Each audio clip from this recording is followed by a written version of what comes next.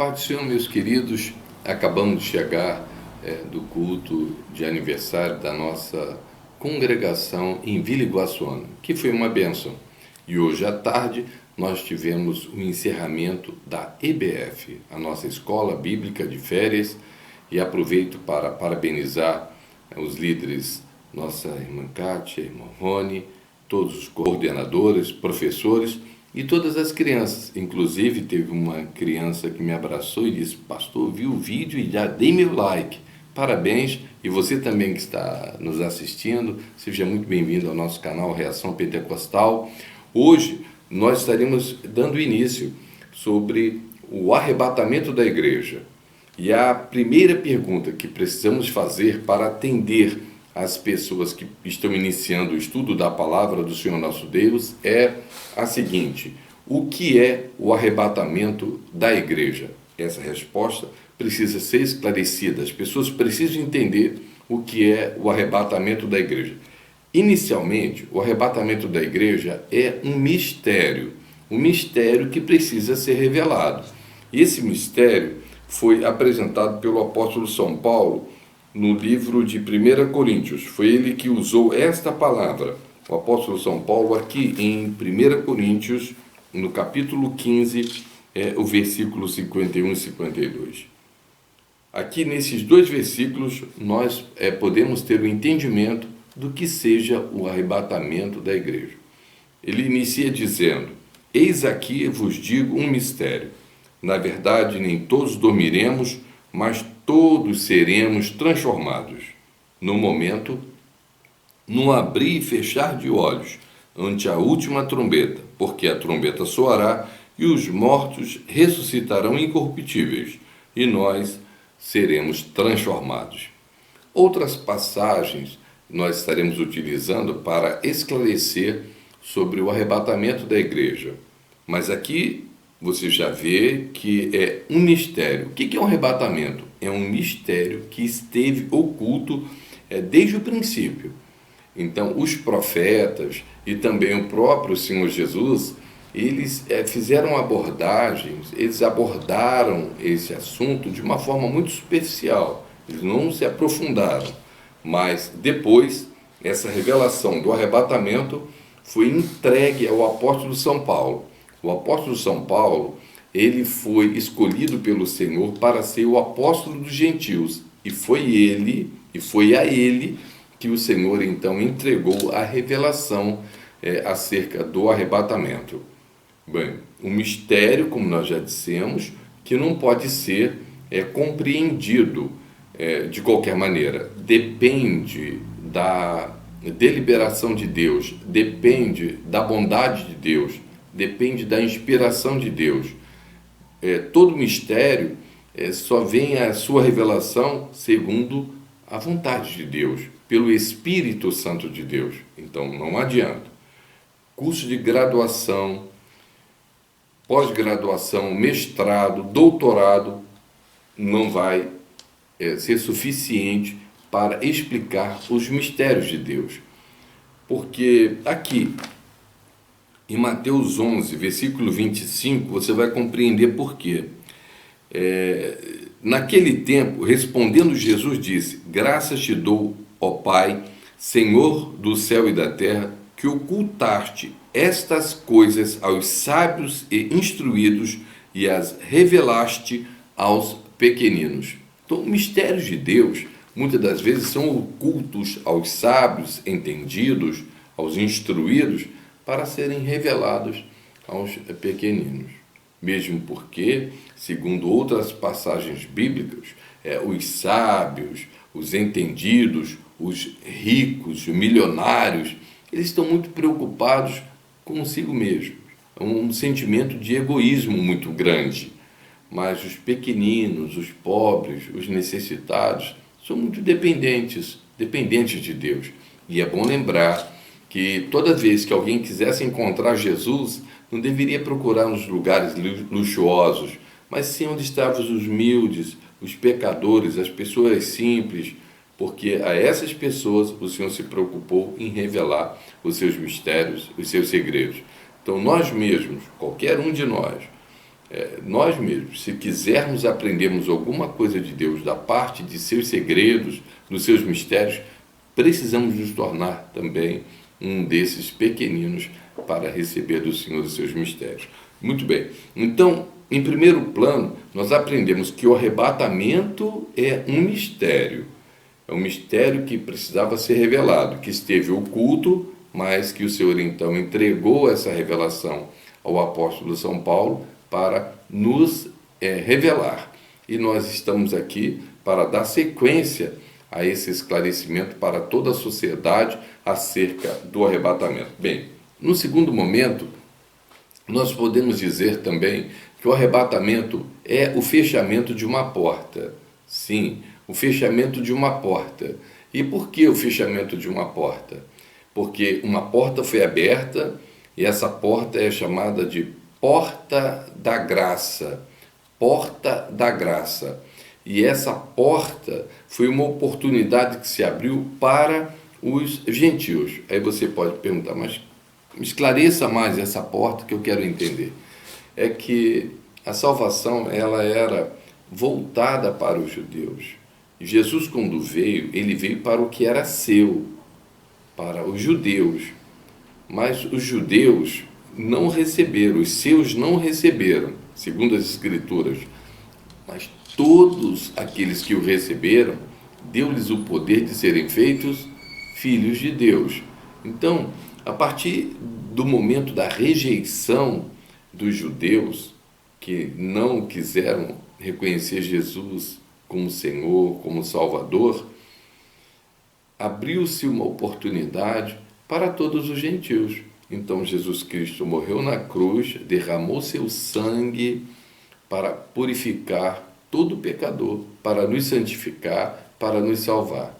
Então, é preciso compreender essa obra que Jesus fez na cruz. Então, foi aí que começou a história da formação da igreja. Um mistério que esteve oculto anteriormente no Antigo Testamento, mas que aí começou a ser desvendado, começou a ser revelado. A igreja começou a ser formada exatamente depois da morte de nosso Senhor e Salvador Jesus Cristo. Então, uma porta se abriu, e essa porta é a porta da graça. Então, significa que o arrebatamento da igreja será também conhecido como o término de um período. Esse período, o período da graça, a porta vai se fechar. O exemplo que nós temos é a parábola das 10 virgens. Quando as 5 prudentes entraram, a porta se fechou. E de repente chegaram as loucas ali, que queriam entrar, bateram na porta para abrir a porta, mas tinham ido comprar azeite. Quando voltaram, a porta já estava fechada. Assim, é muito importante que nós sejamos preparados sempre com azeite de reserva, para que possamos esperar a volta do noivo, a volta de nosso Senhor e Salvador Jesus Cristo. Mas outra coisa também, o que é o arrebatamento?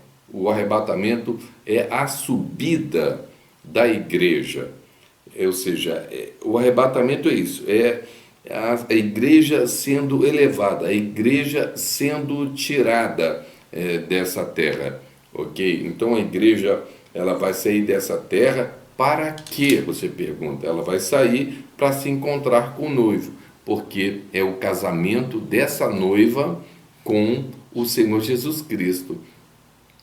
E onde é que vai ser esse casamento? Na sala do trono. Então, diante do trono, o capítulo 4 do livro de Apocalipse mostra isso com muita tranquilidade, e nós vamos futuramente apresentar esse dado para vocês também. Mas o arrebatamento da igreja é a subida da igreja, é a tirada da igreja aqui da terra para encontrar-se com o seu noivo. É a noiva partindo desta terra para encontrar-se com o seu noivo.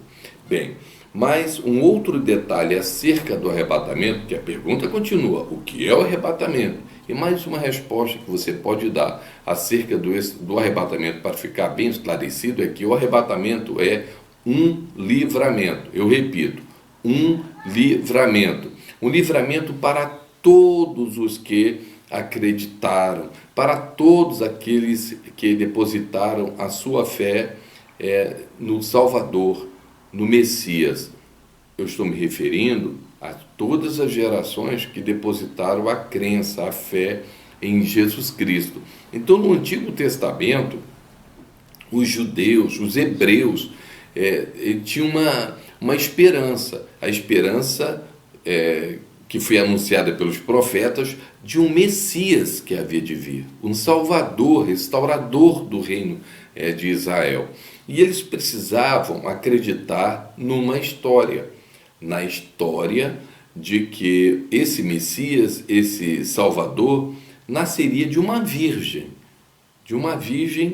que daria luz a um filho. Uma história que não é para qualquer pessoa acreditar. Mas todos aqueles que dormiram, que morreram com essa esperança, esperando que o Messias fosse se apresentar, o Salvador fosse nascer e que nasceria de uma virgem, esse dormiu no Senhor, desde que tivesse sua conduta em obediência aos mandamentos. Então, será um livramento para o povo que depois da morte de nosso Senhor Jesus Cristo, também agora aceitou ao Senhor como Salvador, passou a guardar seus mandamentos, a andar segundo a verdade da palavra de Deus, mas também acreditando numa história muito parecida em termos de dificuldade de se crer, de mirabolância, que nós vamos contar para você agora. Essa história que nós lemos aqui em 1 Coríntios e depois em Tessalonicenses, 1 Tessalonicenses capítulo 4. Mas você pergunta, que história é essa? Bom, se eles no Antigo Testamento precisaram crer que o Messias, o Salvador, viria e nasceria de uma virgem, nós precisamos crer no que diz a palavra do Senhor, nesse mistério que nós mencionamos aqui. Que mistério é esse, repito? É o de que uma trombeta será tocada e que os mortos ressuscitarão primeiro e depois nós, os que ficarmos vivos, seremos transformados. No momento, num abrir e fechar de olhos. Esse corpo mortal será revestido da imortalidade. E ao som da trombeta, os mortos então sairão de onde estão e partirão para estar acima das nuvens, onde o Senhor virá. E ainda na extensão desse toque, os vivos terão seus corpos transformados. E assim, rápido, no abrir e fechar de olhos, serão arrebatados, tirados desta terra. Então, o que é o arrebatamento? O arrebatamento é um livramento. Vai acontecer no momento em que algo terrível há de vir sobre a terra. Então, a palavra arrebatamento, aqui no texto de Tessalonicenses, e eu quero ler esse texto para você, existe aqui essa palavra arrebatados, que tem do grego harpazo, e essa palavra ela tem um significado que é arrancado, é tirado mesmo, é puxado, e é isso que significa o arrebatamento, ser tirado, ser arrancado. Se você, por certo, for pedir um grego para te explicar essa passagem, ele vai ficar com dúvidas no que diz respeito a Jesus, no que diz respeito a esses mistérios aqui. Ele pode não conhecer as Escrituras, mas essa palavra vai ter um significado para ele, ele vai poder te explicar o que significa. É como o teu cachorrinho de estimação e atravessando uma rua, um carro vai passar por cima dele e você puxa pela coleira e tira aquele animal de ser atropelado. Uma criança se debruça numa escada, num peitoril e prestes a cair, e a mãe, o pai corre e arranca aquela criança daquela posição. É esse sentido. E essa palavra arrebatamento aqui tem este significado. Ser arrancado, ser tirado de um perigo, de algo terrível que vai acontecer. Então, esse é o sentido da palavra arrebatamento. Aí você pergunta, mas e esse livramento? Que livramento é que vai acontecer? É de que nós seremos livres? De algo terrível que vai acontecer, que a Bíblia chama de grande tribulação.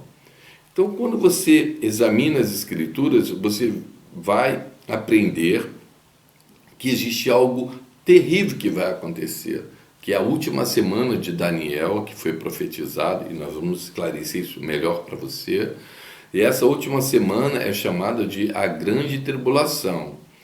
Mas ela prevê a manifestação do anticristo, que dominará durante esses 7 anos a terra. No primeiro momento, um período de paz, e depois ele se lançará numa grande perseguição contra a nação de Israel e com muita violência.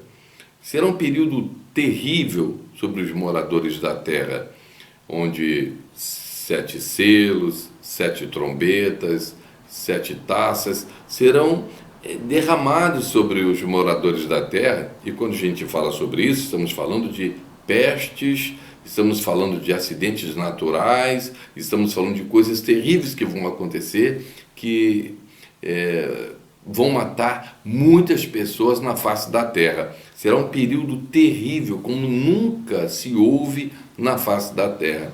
Então é esse momento, é esse atropelo, é esse algo terrível que vai acontecer, que está previsto, que a igreja não sofrerá esse dano. Aí, quando eu falo isso, alguém se espanta, mas nós não vamos passar por esse período? A igreja não vai passar pela grande tribulação? Ou a igreja não vai ser tirada do meio da grande tribulação? Não, nós vamos aprender que isso é impossível. Impossível, eu repito, é impossível que a igreja passe pela grande tribulação. A confusão se faz porque existe na velha aliança promessas, mas também castigo, porque o povo de Israel desobedeceu às ordens, os mandamentos, as leis, os princípios divinos. E essa nação, ela foi escolhida para ser a esposa do Pai Eterno, a esposa de Deus. Então, essa aliança dessa esposa, na mão esquerda, é uma mulher, uma representação. Israel representa uma mulher que foi escolhida por Deus. Porém, essa mulher amada traiu o amor de Deus. Com quem? Com Baal, Astarotes, com Azera, com tantos deuses, que o Senhor então levantou um profeta, o profeta chamado Daniel, e revelou para o profeta há cerca de 70 semanas, que na verdade essa última semana, a 70ª semana, ainda não se cumpriu. E essa última semana, a semana de castigo para o povo de Daniel, será esse período, um período que vai acontecer. Todas as demais semanas já se cumpriram, mas sobre essa semana, esse período anterior, ou seja, da 69, ou 69ª e a 70ª semana, esse período é o período que nós estamos vivendo agora. Então há um intervalo, é uma porta que se abriu, que nós chamamos de porta da graça, uma janela, uma oportunidade que se abriu. É esse tempo que a igreja está vivendo, é o tempo da igreja, mas tão logo se conclua esse tempo, o relógio profético dará continuidade, que é a última semana. Então, a igreja do Senhor será arrebatada, tirada desta terra antes desta semana. Por quê? Porque essa semana, quando você lê o livro de Daniel, é voltada especificamente para Israel como castigo, claro, para todos os moradores da terra que tiveram também essa oportunidade de compor o corpo da noiva de Cristo e recusaram, e vão sofrer os danos por isso. Mas observe então que essa mulher, com a aliança na esquerda, ela rejeitou, ela pecou, e por isso vem sobre ela o castigo. Mas a outra mulher, que é uma moça, que é uma noiva, a aliança é do lado direito. Então, para ela não existe essa questão de castigo prometido. Existe sim, se ela negligenciar com a sua oportunidade. Mesmo assim, ela não vai ser considerada como uma adúltera, eu quero te explicar isso, porque ela não é casada, ela é solteira, ela é noiva. Então, quando um cristão que faz parte desse corpo, dessa noiva, peca, quando uma igreja abandona os princípios bíblicos e peca, ela não comete adultério, ela comete prostituição. Então, todo cristão que peca, a igreja que peca, ela se faz um corpo com a grande prostituta do livro de Apocalipse, cuja condenação está ali prevista. Então, se eu quero ser salvo, eu tenho que andar em santidade. Agora, se eu quero ser arrebatado, eu tenho que me preocupar com a minha salvação agora. Então, essa mensagem que eu quero trazer para você, é bom que você compreenda a noiva, que tem a aliança na mão direita, e a velha aliança com a mulher casada, que é Israel, que pecou, que adulterou, e foi feita uma profecia para ela de sua condenação. Mas e para a igreja? A igreja tem a promessa do arrebatamento. A igreja, a promessa é ser livre dessa condenação. Apocalipse, no capítulo 3,